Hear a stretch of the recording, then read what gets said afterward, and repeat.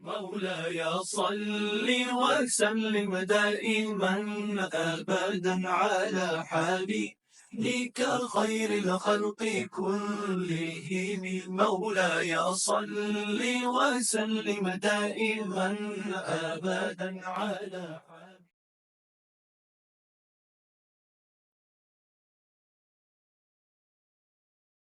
Assalamualaikum. Halo, sahabatku dimanapun Anda berada. Semoga kalian tetap selalu sehat, dan selalu bersyukur atas karunia Tuhan. Kali ini, Mimin akan sedikit mengisahkan tentang pusaka untuk Indonesia lebih baik. Malam itu, Prabowo tengah menikmati ketenangan di rumah peristirahatan yang dikelilingi pepohonan rindang. Suara serangga malam mengiringi pikirannya yang sedang menerawang jauh. Seorang pria tua datang tanpa diduga, membawa sebuah kotak kayu berukir dengan ekspresi wajah penuh misteri. "Ini adalah amanah terakhir dari Bapak Soeharto untuk Anda," ucapnya lirih. Kotak itu terlihat usang, namun ada aura keagungan yang terpancar dari setiap ukiran di permukaannya. Prabowo menerima kotak itu dengan rasa penasaran yang tak terbendung. Saat pria itu pergi meninggalkan kediamannya, Prabowo segera membuka kotak kayu tersebut. Di dalamnya, ia menemukan sebuah surat tua, selembar peta kuno, dan benda aneh yang tampak seperti jimat dari zaman kerajaan. Surat itu berisi pesan langsung dari Soeharto, yang mempercayakan pusaka ini kepada Prabowo untuk menjaga NKRI dari bahaya yang mengintai. Kalimat terakhir surat itu terasa mengguncang hati. "Di masa depan negeri ini ada di tanganmu, selamatkan dari mereka yang tamak." Prabowo termenung, menyadari betapa berat tanggung jawab yang kini ada di pundaknya. Ketika malam semakin larut, Prabowo memutuskan untuk mempelajari peta kuno yang ada di dalam kotak. Gambar yang tertoreh di peta itu menunjukkan lokasi-lokasi strategis di Nusantara, namun banyak simbol dan tulisan yang tidak bisa ia pahami. Ia mencoba mengingat pembicaraan lamanya dengan Soeharto tentang warisan leluhur yang berperan penting dalam membangun bangsa. Kata-kata tersebut kini terasa begitu relevan. Prabowo yakin, ada sesuatu yang lebih besar tersembunyi di balik pusaka ini, sesuatu yang harus segera ia temukan. Namun, malam itu juga ia menyadari bahaya yang mengintai. Sebelum fajar menyingsing, sebuah mobil hitam berhenti di depan rumahnya. Dua pria tak dikenal dengan gerak-gerik mencurigakan terlihat mengamati rumah dari kejauhan. Prabowo menyadari bahwa ia kini sedang diawasi. Pusaka ini bukan hanya sekadar benda bersejarah, tetapi juga kunci menuju kekuatan yang diinginkan banyak pihak. Di tengah situasi genting itu, Prabowo memutuskan satu hal, ia harus melindungi pusaka ini, apapun yang terjadi. Pagi itu, ketenangan rumah Prabowo terusik oleh suara dering telepon yang panjang. Dari seberang telepon, suara seorang intelijen terpercaya melaporkan pergerakan kelompok tak dikenal yang mencurigakan. "Mereka mengincar Anda, Pak.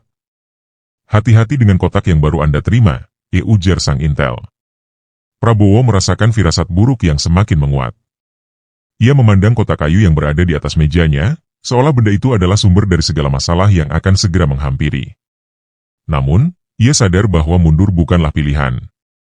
Sore harinya, ketika matahari mulai terbenam, sebuah insiden mengejutkan terjadi. Dua orang pria bersenjata mencoba menerobos masuk ke halaman rumahnya, namun berhasil dilumpuhkan oleh petugas keamanan. Dalam interogasi, mereka tidak mengungkapkan siapa yang mengirim mereka, tetapi Prabowo tahu bahwa ini hanyalah awal dari ancaman yang lebih besar. "Ini bukan sekadar penjahat biasa," gumamnya. "Ada sesuatu yang jauh lebih terorganisasi, dan ia harus segera mencari tahu siapa dalang di balik semua ini." Di tengah ketegangan itu, Prabowo memutuskan untuk memanggil beberapa orang kepercayaannya. Mereka adalah mantan prajurit dan ahli strategi yang telah bekerja dengannya selama bertahun-tahun. Ia menjelaskan tentang kotak pusaka dan ancaman yang muncul bersamaan dengannya. Dalam diskusi yang berlangsung hingga larut malam, mereka menyusun rencana untuk melindungi kotak tersebut sambil mencoba mengungkap siapa saja yang mengincarnya. Sebuah keputusan penting diambil, pusaka ini harus segera dipindahkan ke lokasi yang lebih aman. Namun, sebelum rencana itu terlaksana, sebuah kejadian mengejutkan terjadi. Sebuah ledakan kecil mengguncang gudang senjata di halaman belakang rumah Prabowo, menandakan bahwa musuh mereka tidak main-main. Ledakan itu diikuti oleh pesan anonim yang terkirim ke telepon Prabowo. "Diberikan kotak itu, atau kami akan menghancurkan segalanya." Prabowo tahu bahwa ancaman ini bukan hanya untuk dirinya, tetapi juga untuk negeri yang ia cintai. Dalam keheningan malam, ia bertekad untuk melawan, tak peduli seberapa besar kekuatan lawan. Setelah kejadian itu, Prabowo memutuskan untuk tidak tinggal diam. ia mulai mempelajari peta kuno yang ditemukan di dalam kotak kayu. Gambar-gambar di peta itu menunjukkan tempat-tempat bersejarah di Nusantara, mulai dari Borobudur hingga pedalaman Kalimantan. Salah satu lokasi yang paling mencolok adalah sebuah wilayah di Jawa Tengah yang ditandai dengan simbol matahari. Prabowo merasa bahwa tempat ini adalah langkah pertama untuk mengungkap rahasia pusaka. Dengan tim kecilnya, Prabowo memulai perjalanan ke Jawa Tengah. Mereka tiba di sebuah desa tua yang dihuni oleh penduduk lokal yang ramah, namun penuh dengan cerita mistis. Seorang tetua desa menceritakan legenda tentang pusaka yang dipercaya sebagai peninggalan kerajaan kuno. Menurutnya, benda itu tidak hanya melambangkan kekuatan fisik, tetapi juga kebijaksanaan dan keadilan yang menjadi pondasi bangsa. Banyak yang telah mencoba mencarinya, tapi hanya yang berhati tulus yang bisa menemukannya, diucap sang tetua. Di tengah pencarian, mereka menemukan sebuah candi kecil yang tersembunyi di balik hutan lebat. Candi itu dipenuhi ukiran yang menggambarkan sejarah perjuangan Nusantara, mulai dari zaman kerajaan hingga masa kemerdekaan. Di bagian dalam candi, Prabowo menemukan sebuah simbol yang sama dengan ukiran di kotak pusaka. Ia menyadari bahwa ini bukan kebetulan. Namun, sebelum mereka bisa menyelidiki lebih jauh, kehadiran mereka diketahui oleh sekelompok pria bersenjata yang tampak seperti tentara bayaran. Prabowo dan timnya terlibat dalam pertempuran singkat di sekitar candi.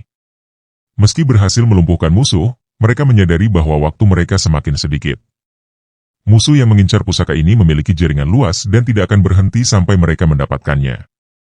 Dengan bukti yang mereka temukan di candi, Prabowo menyimpulkan bahwa langkah selanjutnya ada di wilayah lain di peta, Laut Selatan, tempat legenda pusaka ini bermula. Perjalanan menuju Laut Selatan membawa Prabowo dan timnya ke sebuah kawasan yang dikenal dengan cerita mistis dan keindahan alamnya. Berdasarkan petunjuk di peta, mereka tiba di sebuah pulau terpencil yang tidak terdaftar dalam peta modern. Pulau itu dipenuhi oleh vegetasi lebat, namun di tengahnya berdiri sebuah candi kuno yang dikelilingi oleh tebing-tebing curam. Suasana pulau tersebut terasa sunyi, seolah menyembunyikan rahasia besar yang menanti untuk ditemukan. Saat memasuki area candi, mereka menemukan ukiran-ukiran kuno yang bercerita tentang sebuah pusaka yang diwariskan turun-temurun untuk menjaga keutuhan Nusantara. Ukiran itu menggambarkan pertarungan antara kebenaran dan pengkhianatan, dengan simbol pusaka sebagai kunci kemenangan.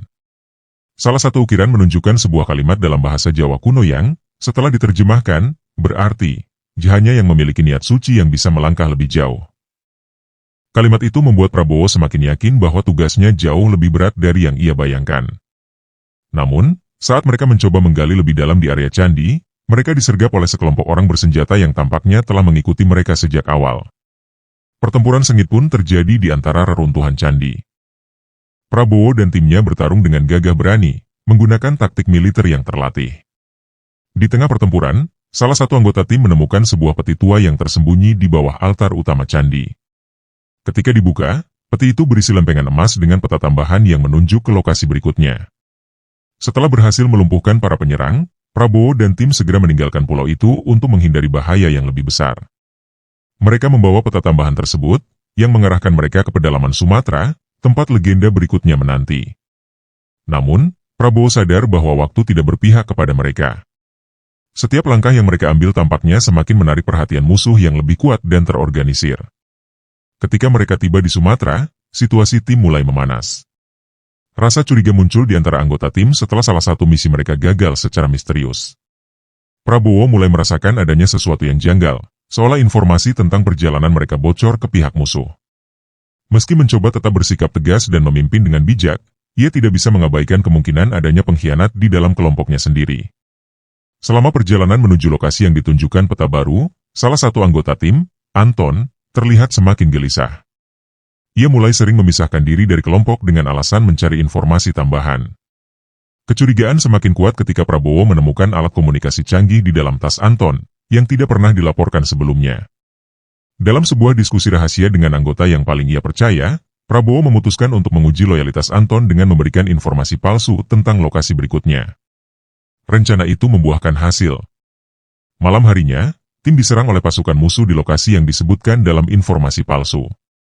Anton berusaha melarikan diri di tengah kekacauan, tetapi Prabowo berhasil menangkapnya. Dalam interogasi singkat, Anton mengaku telah menjadi mata-mata untuk pihak lawan, karena dijanjikan imbalan besar. Meski merasa dikhianati, Prabowo menahan emosinya dan memutuskan untuk memanfaatkan informasi yang dimiliki Anton untuk melacak jaringan musuh. Setelah insiden tersebut, tim Prabowo kembali solid. Mereka menyusun strategi baru untuk bergerak dengan lebih hati-hati. Pengkhianatan Anton menjadi pelajaran berharga bahwa ancaman tidak hanya datang dari luar, tetapi juga dari dalam. Meski begitu, Prabowo semakin yakin bahwa tugas melindungi pusaka ini adalah amanah yang tidak bisa ia abaikan, apapun risikonya. Setelah memastikan timnya bebas dari pengkhianatan, Prabowo melanjutkan perjalanan ke lokasi berikutnya, sebuah titik di Laut Selatan. Lokasi ini dikenal sebagai tempat penuh mitos, di mana ombak besar dan arus laut yang mematikan seringkali membuat kapal tenggelam. Namun, Prabowo tahu bahwa tempat itu adalah bagian penting dari teka-teki pusaka ini. Dengan bantuan nelayan lokal, mereka menyewa kapal untuk mencapai sebuah pulau kecil yang disebut sebagai Pulau Penjaga. Dalam perjalanan, mereka dihadang oleh kelompok bajak laut yang bekerja untuk jaringan internasional. Pertempuran sengit terjadi di tengah laut, dengan tembakan senjata dan manuver kapal yang penuh risiko. Meski berada dalam situasi yang sulit, Prabowo dan timnya berhasil memanfaatkan pengalaman militer mereka untuk melumpuhkan para bajak laut. Salah satu bajak laut yang ditangkap mengungkap bahwa mereka hanya bayaran dari seorang pejabat penting di Jakarta yang ingin menghentikan perjalanan Prabowo. Ketika akhirnya mereka tiba di Pulau Penjaga, mereka disambut oleh seorang penjaga tua yang telah tinggal di pulau itu selama puluhan tahun. Sang penjaga tampaknya sudah menanti kedatangan mereka. Ia menjelaskan bahwa pusaka ini bukan hanya simbol kekuatan, tetapi juga ujian bagi pemiliknya. Dengan bantuan sang penjaga, Prabowo menemukan sebuah gua tersembunyi yang menyimpan artefak penting, sepotong gulungan kuno yang menjelaskan rahasia pusaka tersebut. Namun, sebelum mereka bisa meninggalkan pulau itu, musuh kembali muncul dengan kekuatan yang lebih besar.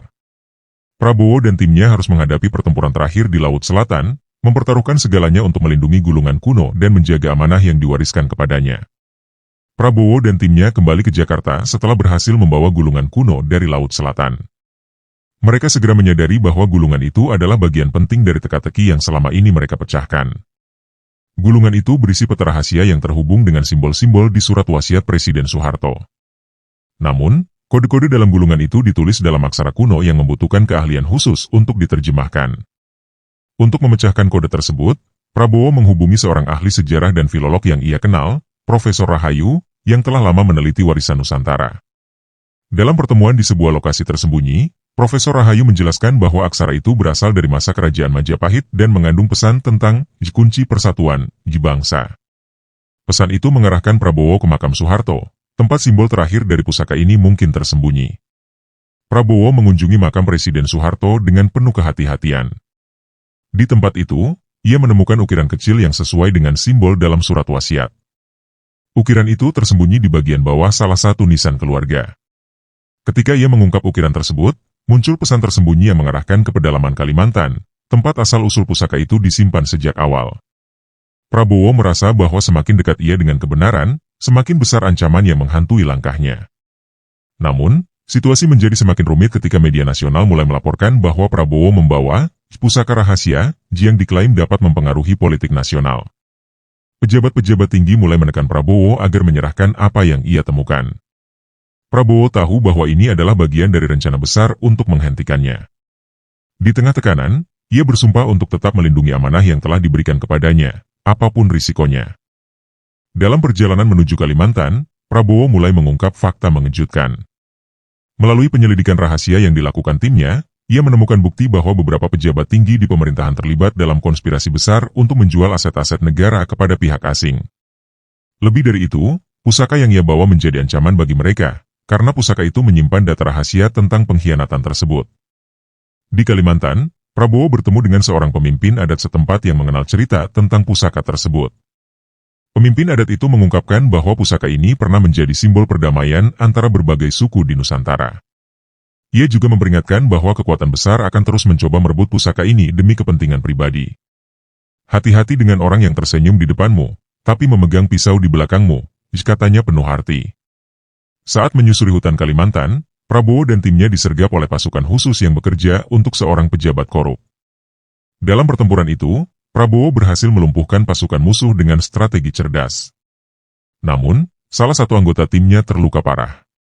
Peristiwa ini semakin memperkuat tekad Prabowo untuk mengungkap kebenaran di balik konspirasi ini dan melindungi rakyat dari pengkhianatan para pejabat korup.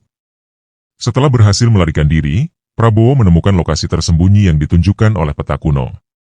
Tempat itu adalah sebuah gua yang dipenuhi dengan ukiran-ukiran sejarah dan petunjuk mengenai asal-usul pusaka.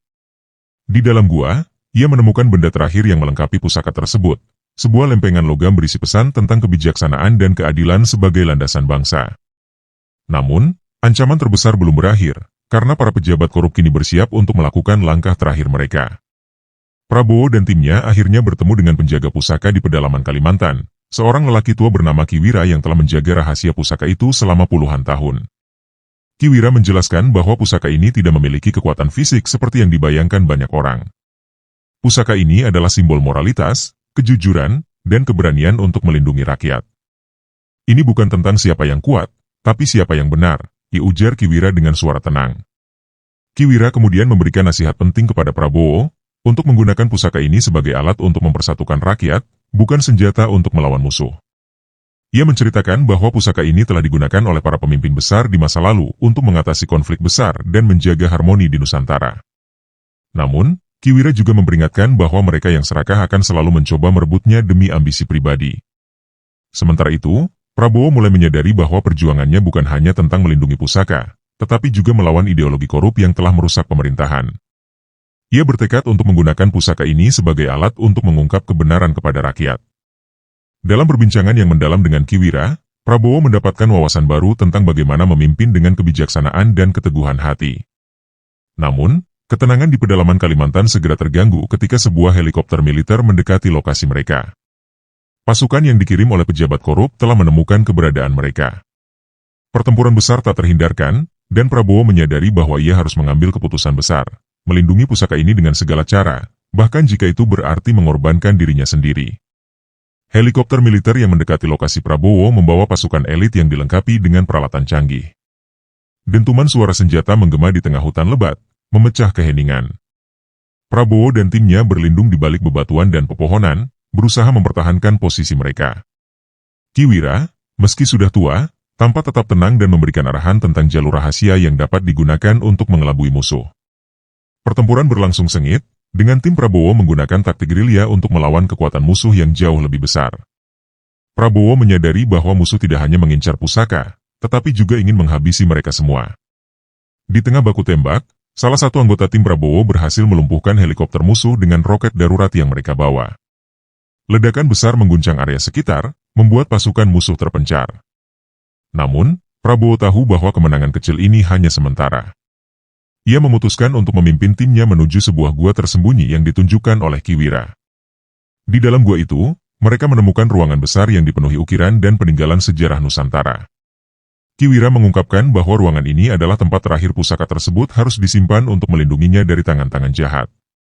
Disinilah amanah terakhir akan dilestarikan, bukan untuk kekuasaan, tapi untuk masa depan bangsa, diucap Ki Wira penuh makna. Saat musuh mulai mendekati gua, Prabowo menyadari bahwa ia harus membuat pengorbanan besar. Ia memutuskan untuk memancing musuh keluar dari gua, memberikan waktu bagi timnya untuk mengamankan pusaka. Dengan keberanian luar biasa, ia keluar dari gua dan menghadapi musuh sendirian. Tembakan demi tembakan dilepaskan, tetapi Prabowo bertahan hingga timnya berhasil menyelesaikan misi. Setelah pertempuran di Kalimantan, Prabowo dan timnya berhasil membawa pusaka ke lokasi aman. Namun, perjuangan mereka belum usai. Prabowo memutuskan untuk menggunakan bukti-bukti yang ia temukan selama perjalanan, termasuk dokumen dalam pusaka, untuk mengungkap konspirasi para pejabat korup. Ia bekerja sama dengan media independen dan aktivis untuk menyebarkan informasi tersebut kepada masyarakat. Dalam beberapa minggu, kebohongan besar yang selama ini tersembunyi mulai terbongkar. Dokumen dalam pusaka mengungkapkan nama-nama pejabat tinggi yang menjual aset negara dan merugikan rakyat. Publik marah, dan gelombang protes besar-besaran pun terjadi di seluruh negeri. Prabowo, yang selama ini dianggap sebagai pemimpin kontroversial, kini dipandang sebagai pahlawan yang melawan ketidakadilan. Namun, langkah ini tidak berjalan tanpa risiko. Beberapa pejabat yang terungkap dalam dokumen itu mencoba melarikan diri ke luar negeri, sementara yang lain berusaha melawan dengan cara memfitnah Prabowo. Mereka menyebarkan informasi palsu bahwa Prabowo menggunakan pusaka untuk kepentingan politik pribadi. Meski begitu, dukungan rakyat semakin besar, dan Prabowo terus maju dengan keberanian. Dalam sebuah konferensi pers yang disiarkan secara nasional, Prabowo akhirnya menunjukkan pusaka itu kepada publik. Ia menjelaskan bahwa pusaka ini bukan hanya benda fisik, tetapi juga simbol moralitas dan tanggung jawab sebagai pemimpin. Pusaka ini bukan milik saya, tetapi milik bangsa ini. Ia adalah pengingat bahwa kekuasaan sejati datang dari rakyat, ia ucapnya dengan tegas. Di tengah dukungan yang semakin besar dari rakyat, Prabowo mengunjungi keluarga Presiden Soeharto untuk membahas langkah berikutnya. Keluarga tersebut menceritakan bahwa Soeharto telah merencanakan penyerahan pusaka ini sejak lama, tetapi menunggu saat yang tepat. Mereka juga mengungkapkan bahwa Soeharto percaya hanya pemimpin yang memiliki hati untuk rakyat yang bisa menjaga pusaka ini. Pertemuan itu membangkitkan kenangan lama tentang hubungan Prabowo dengan Presiden Soeharto. Ia teringat pesan-pesan bijak yang diberikan sang mantan presiden ketika mereka berbincang tentang pentingnya menjaga persatuan bangsa. Kejujuran adalah senjata terkuatmu, pesan Soeharto yang terus terngiang di kepala Prabowo. Namun, pertemuan ini juga membawa kabar buruk. Salah satu anggota keluarga Soeharto mengungkapkan bahwa ada ancaman baru yang lebih besar, sebuah jaringan internasional yang ingin merebut pusaka untuk memecah belah Indonesia. Ancaman ini bukan hanya fisik, tetapi juga ideologis. Prabowo menyadari bahwa perjuangannya baru saja memasuki babak baru yang lebih berat. Dengan semangat yang diperbarui, Prabowo memutuskan untuk melibatkan generasi muda dalam menjaga amanah pusaka ini. Ia memulai sebuah gerakan nasional yang berfokus pada pendidikan, integritas, dan semangat persatuan. Gerakan ini dengan cepat mendapat dukungan dari berbagai kalangan, menandai dimulainya babak baru dalam sejarah bangsa. Di tengah kebangkitan gerakan nasional yang dipimpin Prabowo, ancaman jaringan internasional mulai terasa nyata. Mereka adalah kelompok rahasia yang memiliki kepentingan ekonomi dan politik di Indonesia. Jaringan ini dipimpin oleh seorang tokoh misterius yang dikenal sebagai Shadow Master, yang telah lama memanfaatkan pejabat korup untuk melemahkan kedaulatan Indonesia. Melalui agen-agennya, Shadow Master berupaya merebut pusaka tersebut, karena menyadari potensi besar pusaka dalam menyatukan rakyat dan menggagalkan rencana mereka. Prabowo dan timnya mulai menyusun strategi untuk melawan ancaman ini. Mereka mengidentifikasi sejumlah pejabat dan pengusaha lokal yang menjadi kaki tangan jaringan tersebut. Dengan bantuan media independen, bukti-bukti tentang keterlibatan mereka dalam perdagangan ilegal dan pengkhianatan terhadap bangsa dipublikasikan. Gerakan ini memicu gelombang dukungan rakyat, yang semakin yakin bahwa pusaka ini adalah kunci untuk melawan penjajahan modern yang dilakukan secara tersembunyi. Namun, jaringan internasional tidak tinggal diam. Mereka menyewa tentara bayaran untuk menyerang salah satu markas rahasia tempat Prabowo dan timnya menyimpan dokumen-dokumen penting tentang konspirasi tersebut. Dalam serangan itu, Prabowo harus menghadapi pilihan sulit, mempertahankan markas atau menyelamatkan timnya. Dengan berat hati, ia memutuskan untuk meninggalkan markas demi keselamatan tim. Meski kehilangan data penting, semangat mereka tidak goyah. Prabowo menyadari bahwa kekuatan rakyat adalah senjata terkuat untuk melawan jaringan ini. Ia memanfaatkan teknologi untuk memperluas jangkauan gerakannya, menginspirasi jutaan rakyat Indonesia untuk bersatu melawan ancaman tersebut. Dengan dukungan dari rakyat, Prabowo percaya bahwa pusaka ini akan tetap aman dan digunakan sesuai dengan amanahnya. Setelah serangan di markas rahasia, Prabowo memutuskan untuk membawa pusaka itu ke tempat yang lebih aman. Ia memilih sebuah lokasi di Pulau Jawa, yang secara historis merupakan pusat peradaban dan perjuangan bangsa Indonesia. Di lokasi tersebut, Prabowo bekerja sama dengan para pemimpin adat, ulama, dan tokoh masyarakat untuk mengadakan sebuah upacara besar yang bertujuan memperkenalkan pusaka ini kepada rakyat. Upacara itu menjadi simbol persatuan yang luar biasa. Ribuan orang dari berbagai latar belakang berkumpul untuk mendengarkan pesan Prabowo. Dalam pidatonya, ia menegaskan bahwa pusaka ini bukanlah alat politik, melainkan simbol perjuangan melawan korupsi, ketidakadilan, dan ancaman terhadap kedaulatan bangsa. Kita bukan hanya menjaga sebuah benda, tapi menjaga martabat bangsa kita, ucapnya penuh semangat. Namun, upacara tersebut juga menarik perhatian Shadow Master. Dalam langkah terakhirnya, jaringan internasional mengirim pasukan elit untuk menyusup ke lokasi upacara dan mencuri pusaka tersebut. Prabowo dan timnya, yang telah bersiap menghadapi kemungkinan ini, berhasil menggagalkan rencana tersebut dengan bantuan para relawan yang telah dilatih sebelumnya. Perlawanan rakyat menjadi bukti bahwa pusaka ini telah menjadi simbol kekuatan bersama, bukan milik individu atau kelompok tertentu. Di akhir upacara, Prabowo menyerahkan pusaka itu kepada sebuah lembaga nasional independen yang dibentuk khusus untuk melindunginya. Ia percaya bahwa pusaka ini akan lebih aman jika dijaga oleh institusi yang mewakili seluruh rakyat Indonesia, bukan oleh individu. Keputusan ini mendapat apresiasi dari banyak pihak, sekaligus menegaskan integritas dan kepemimpinan Prabowo. Dengan pusaka yang kini aman di tangan lembaga nasional, Prabowo melanjutkan perjuangannya untuk memberantas korupsi dan menjaga kedaulatan Indonesia. Gerakan yang ia dirikan terus berkembang, menginspirasi generasi muda untuk terlibat dalam perubahan positif bagi bangsa. Ia mendorong reformasi besar-besaran di berbagai sektor, mulai dari pendidikan hingga pemerintahan, dengan menanamkan nilai-nilai kejujuran, integritas, dan keberanian. Sementara itu, Shadow Master dan jaringan internasional mulai kehilangan pengaruh mereka di Indonesia. Dengan dukungan rakyat dan tekanan internasional, banyak anggota jaringan itu ditangkap dan diadili. Kedaulatan Indonesia yang selama ini terancam perlahan mulai pulih, membawa harapan baru bagi masa depan bangsa. Prabowo, yang kini dianggap sebagai pahlawan nasional, memilih untuk tetap rendah hati. Ia menegaskan bahwa keberhasilannya bukanlah hasil perjuangan individu, melainkan hasil kerja keras seluruh rakyat Indonesia. Dalam sebuah wawancara, ia berkata, "Di pusaka ini telah mengajarkan kita bahwa kekuatan sejati berasal dari persatuan. Selama kita bersatu, tidak ada yang bisa memecah belah bangsa ini." Di akhir cerita, Prabowo mengunjungi makam Presiden Soeharto, membawa bunga sebagai tanda penghormatan. Ia teringat pesan terakhir Soeharto tentang tanggung jawab seorang pemimpin. Pemimpin sejati adalah mereka yang melayani rakyatnya, katanya dalam hati. Dengan senyum tenang, ia melangkah pergi, yakin bahwa amanah pusaka telah ia laksanakan dengan sebaik-baiknya. Pusaka itu kini menjadi simbol perjuangan bangsa, diwariskan dari generasi ke generasi sebagai pengingat bahwa Indonesia adalah tanah yang harus dijaga bersama. Perjuangan Prabowo mungkin telah usai, tetapi semangatnya terus hidup di hati rakyat yang mencintai bangsa ini.